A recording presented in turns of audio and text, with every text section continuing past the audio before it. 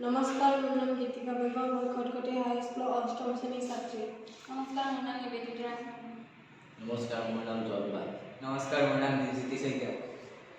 আমি আজি বায়ু প্ৰদূষিত হোৱা প্লাষ্টিক আৰু পলিথিনবোৰ এইগিলাৰ কাৰণে বায়ু প্ৰদূষিত হয় আৰু পানী প্ৰদূষিত হয় আৰু নলা জাবৰ জোঁথৰ জাম হৈ পেলাই নলা প্ৰদূষিত হয় আৰু জন্তু প্ৰাণীয়ে এইবোৰক খাদ্য বুলি ভুলতে খাই লয়, যাৰ কাৰণে স্বাস্থ্য তাহাঁতৰ বেয়া হয়। এবাৰ ব্যৱহাৰ কৰা বটলত এইবোৰ প্লাষ্টিকবোৰ সোমোৱাই তাৰপিছত হেঁচি মাৰডাল দি হেঁচি এতিয়া প্ৰস্তুত কৰিব লাগে। আমি এটা চিত্ৰ বনাইছোঁ য'ত আছে এইগিলা দেখুৱাই দিম। এতিয়া প্ৰস্তুত কৰিব লাগে।